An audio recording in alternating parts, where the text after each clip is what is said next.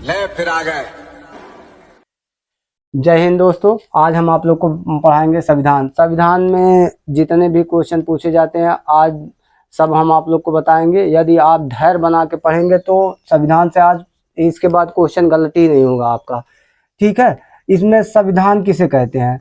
संविधान दो अक्षरों से मिलकर बना है, सम प्लस विधान। दो अक्षरों से मिलकर बना है, सम प्लस विधान। सम मतलब समान, क्या होता है? सामान, सबके लिए सामान, सबके लिए सामान। और विधान मतलब होता है नियम, नियम या कानून, नियम या कानून का। पहले हम देखेंगे संविधान सभा। संविधान संविधान सभा, संविधान सभा, संविधान सभा। संविधान सभा की, संविधान सभा के बारे में सबसे पहले बात महात्मा गांधी ने 1922 में की। ठीक है। 1922 में संविधान सभा के बारे में सबसे पहले बात महात्मा गांधी ने की थी। उसके बाद लिनलिथगो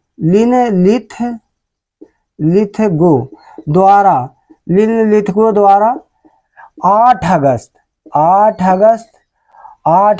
1940 को एक प्रस्ताव पेश किया गया था। एक प्रस्ताव पेश किया गया था जिस प्रस्ताव को हम लोग क्या कहते हैं? अगस्त प्रस्ताव। क्या कहते हैं? अगस्त प्रस्ताव। इस अगस्त प्रस्ताव कहते हैं। इस प्रस्ताव में कहा गया था कि भारत वाले अपना संविधान बना सकते हो। और इसमें मुख्यतः साफ साफ लिखा था कि संविधान सभा में वही लोग होंगे जो भारतीय होंगे। तो हम लोगों ने इसको स्वीकार नहीं किया था। क्यों नहीं स्वीकार किया था? क्योंकि इसमें मुख्यतः भारतीय लोग होंगे। और कौन कौन होंगे इसमें क्लियर नहीं था। भारत में उतनी समय जनसंख्या 40 करोड़ के आसपास थी। कितनी थी? 40 करोड़। अब इसमें चाहे जो कह रहे हैं भारतीय, इसमें मुख्यतः भारतीय होंगे। भारतीयों में बहुत हो सकते हैं, घात छीलने वाले थोड़ी ना संविधान बना सकते हैं। तो इसलिए महात्मा गांधी और कांग्रेस और अन्य लोगों ने इसको स्वीकार नहीं किया था। क्या नहीं किया था? स्वीकार, अगस्त प्रस्ताव को स्वीकार नहीं किया था। फिर इसके बाद क्या आता है? Cripps mission. क्या आता है? Cripps mission. क्रिप्स मिशन आता है। क्रिप्स मिशन स्टेपफोर्ड क्रिप्स द्वारा लाया गया। स्टेपफोर्ड क्रिप्स द्वारा लाया गया। ठीक है। क्रिप्स द्वारा लाया गया 1942 में। भारत वालों ने इसको भी स्वीकार नहीं किया। क्यों नहीं स्वीकार किया? इसमें लिखा था कि द्वितीय, उतने समय क्या चल रहा था? द्वितीय विश्व युद्ध चल रहा था। तो उसमें लिखा था कि विश्व युद्ध के बाद भारत वाले संविधान सभा का गठन कर सकते हैं। तब भारत वालों ने इसको भी स्वीकार नहीं किया। क्योंकि स्वीकार इसलिए नहीं किया, ये लोग कहें, भारत वाले बोले कि भैया विश्व युद्ध के बाद ही क्यों, उससे पहले नहीं कर सकते संविधान सभा का गठन? तो इसे स्वीकार नहीं किया, इसे भी ठुकरा दिया। फिर उसके बाद द्वितीय विश्व युद्ध के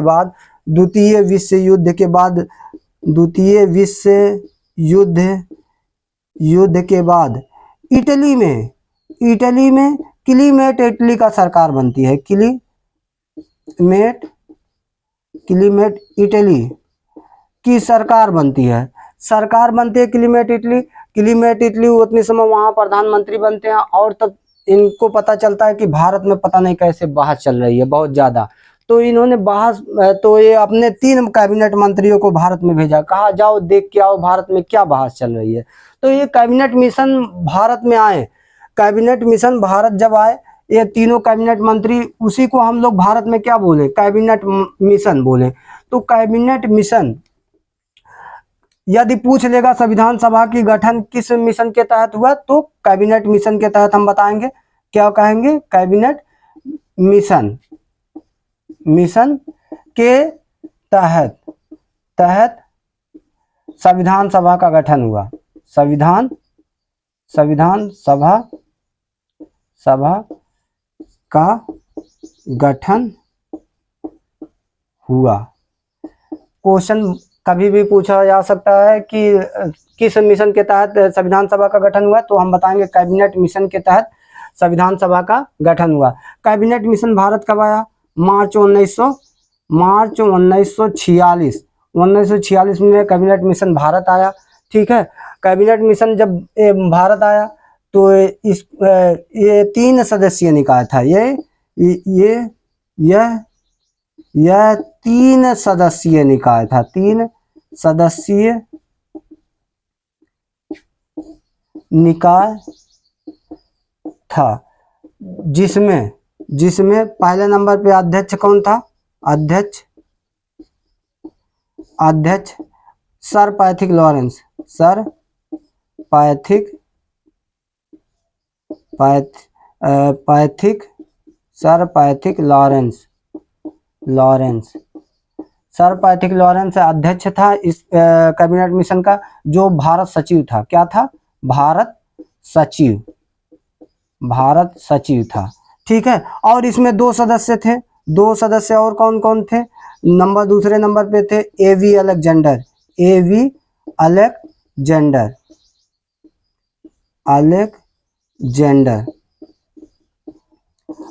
अलेक्जेंडर जो नौसेना मंत्री था। क्या था? नौसेना मंत्री। ठीक है, उसके बाद एक और थे स्टेफर्ड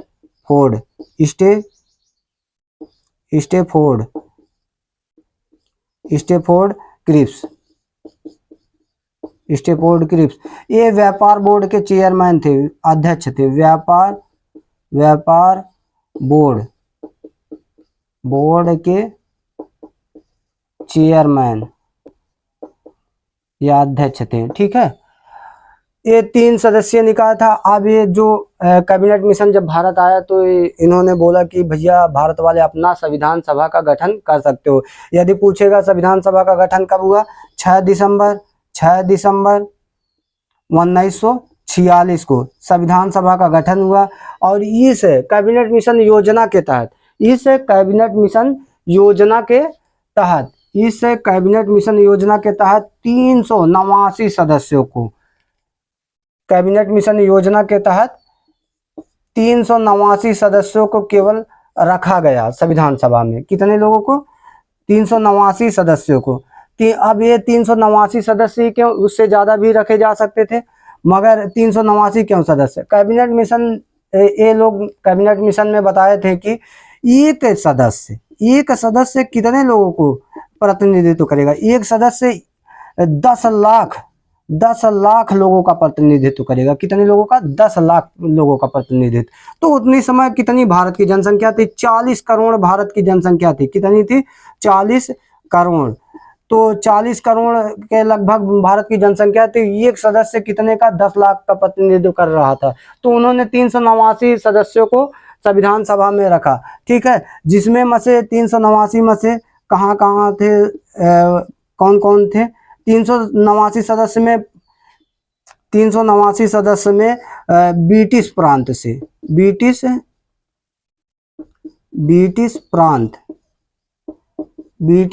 से 292 सदस्य। कितने?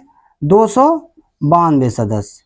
और उसके बाद चीफ कमिश्नरी क्षेत्र से प्लस चीफ कमिश्नरी क्षेत्र से कितने थे? चीफ कमिश्नरी 4 सदस्य चीफ कमिश्नरी क्षेत्र से थे। चीफ कमिश्नरी क्षेत्र से कितने थे? 4 सदस्य थे। ठीक है, उसके बाद देसी रियासतों से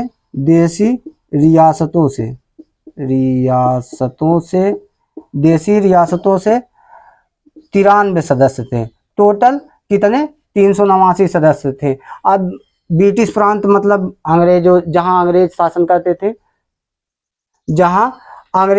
करते थे, वहां से कितने सदस्य थे? 293। और चीफ कमिश्नरी क्षेत्र से 4 सदस्य थे। ठीक है, और देसी रियासतों से 93 सदस्य थे। तो ये चीफ कमिश्नरी क्षेत्र क्या थे उस समय? जैसे इस समय 28 राज्यों और 8 केंद्र शासित प्रदेश हैं, पहले वैसे केंद्र शासित प्रदेश ये 4 थे।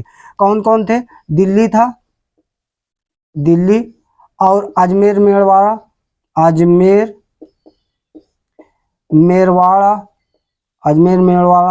और कुर्ग। ये अजमेर मेवाड़ा राजस्थान में है, कुर्ग कर्नाटक में। कहाँ है? कर्नाटक में। और बलूचिस्तान ये 4 चीफ कमिश्नरी क्षेत्र है। इतने समय ये पाकिस्तान में है। कहाँ है? पाकिस्तान में। ठीक है, ये 4 चीफ कमिश्नरी क्षेत्र थे। यहाँ से एक एक सदस्य सब से लिया गया 4 सदस्य।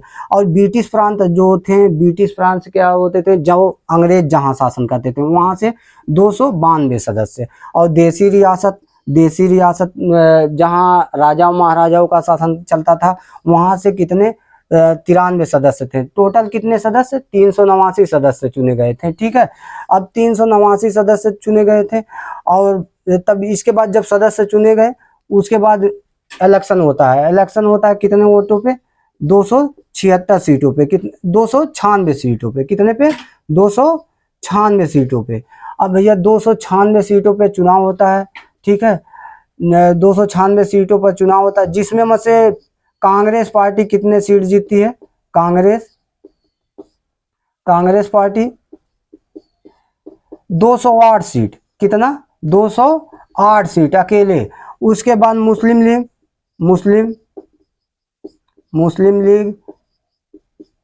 मुस्लिम लीग 73 सीट। उसके बाद अदर में और अन्य में सब लोग कितने पाए थे? अदर पार्टी 15 सीट पाए थे। ठीक है, यहाँ कांग्रेस की विजय हुई थी। ठीक है, 208 सीट अकेले कांग्रेस पाया था। ठीक है, यदि पूछ लिया कितने सीटों पर चुनाव हुआ था? 296 सीटों पर। और उसमें से कांग्रेस कितना सीट पाया था? 208 सीट। और मुस्लिम लीग कितना? 73 सीट। और अदर पार्टी 15 सीट पाई थी। ठीक है, और इसमें यदि पूछ लिया एससी वाले कितने थे? अनुसूचित जाति अनुसूचित जाति के कितने थे?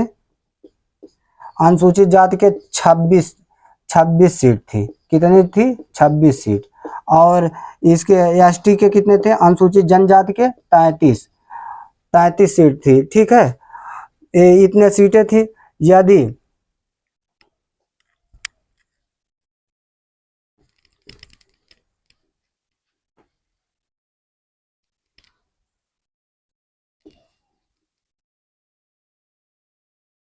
समुदाय के आधार पे या धर्म के आधार पे पूछेगा तो कहाँ कहाँ से कितने थे? ठीक है, सामान्य वर्ग जनरल जाति से सामान्य वर्ग से 213 लोग। 200 सामान्य वर्ग से 213 लोग। और मुस्लिम वर्ग से मुस्लिम वर्ग से 79। और पूछ लेगा कि मुस्लिम वर्ग और सिख से 4। और पूछ लेगा एग्लो इंडियन कितने थे? एकमात्र प्रथम एग्लो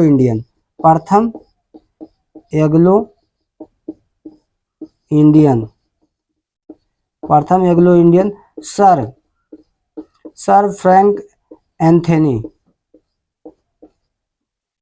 फ्रैंक एंथनी यही थे एकमात्र एग्लो इंडियन उतने समय प्रथम। और पूछ लेगा प्रथम पारसी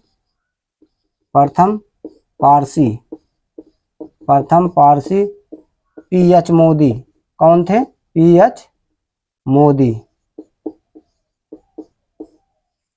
पीएच मोदी थे।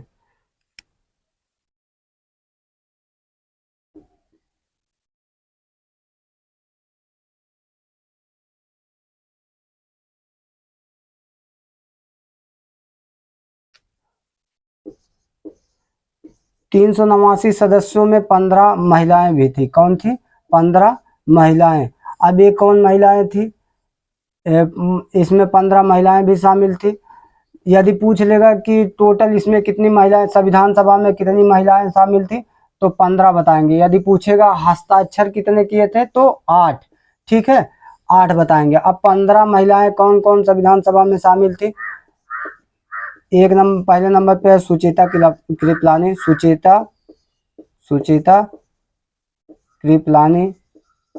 सुचेता कृपलानी जो उत्तर प्रदेश से थी। उत्तर प्रदेश से। और दूसरे नंबर पे है विजय लक्ष्मी।